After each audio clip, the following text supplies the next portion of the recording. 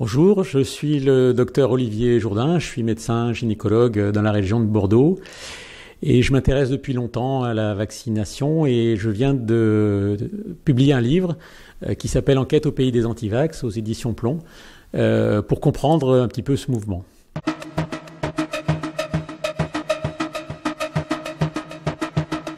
L'objectif était tout simple, les vaccins se heurtent à des difficultés qui ne sont pas liées à leur qualité intrinsèque, mais à des phénomènes sociologiques que les médecins souvent ne comprennent pas et pour lesquels ils ont très peu d'informations.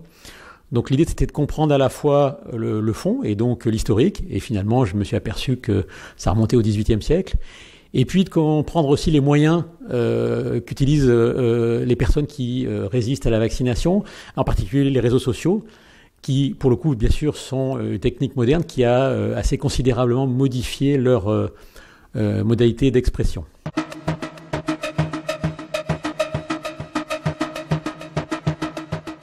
Des tas de collègues et des bons amis m'ont dit puisque tu t'intéresses au sujet et que tu as travaillé la question, tu n'as qu'à l'écrire. Et c'est comme ça qu'est né ce travail. Alors j'espère qu'il va pouvoir répondre à des questions des médecins. Et il y a un sujet qui est important et qui me tient à cœur, c'est sur ce qu'on peut faire dans l'avenir, et en particulier sur les modalités de communication.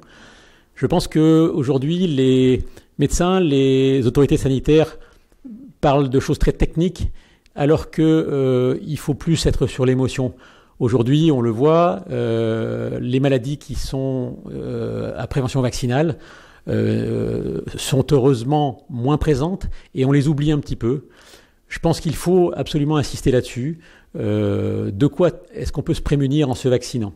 Et c'est vrai en particulier pour le papillomavirus, qui est la vaccination qu'en tant que gynécologue, je promeus depuis maintenant plus d'une quinzaine d'années.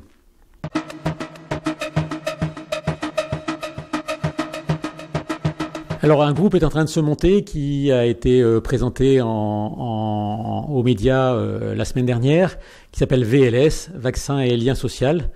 L'objectif de ce groupe est de réunir tous ceux qui souhaitent participer à la promotion de cette vaccination et qui proposent finalement des méthodes un petit peu nouvelles pour communiquer à ce sujet. L'idée est de monter une plateforme qui va proposer des éléments de communication qui n'existent pas encore, en tout cas à large échelle dans le monde de ceux qui promeuvent la vaccination. On a parlé de l'émotion, c'est quelque chose qui est important. Je crois qu'il faut qu'il y ait des supports qui soient simples, qui soient accessibles au public. Aujourd'hui, on le voit, les HAS, le comité des vaccinations, le ministère, etc., proposent tout un tas de documents fort intéressants, ce que j'appelle finalement une communication institutionnelle qui est indispensable, mais qui finalement ne répond pas forcément aux questions du grand public. Les résistants à la vaccination, par contre, eux, utilisent les réseaux sociaux, utilisent l'émotion. Et je crois qu'il ne faut pas laisser ce registre totalement libre. Il faut aussi qu'on soit capable de communiquer. Et ça, ni les laboratoires, ni les pouvoirs publics ne peuvent le faire.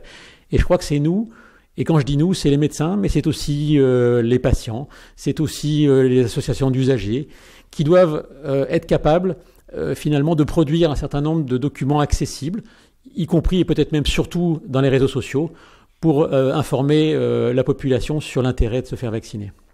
Je vous rappelle le titre de mon livre, c'est Enquête au pays des antivax, publié chez Plomb, c'est sorti il y a le 19 mai, et c'est un travail que je vous engage à lire bien évidemment, qui j'espère pourra vous renseigner sur de nombreux points au-delà de tout ce qu'on peut et ce qu'on pourra mettre sur VLS.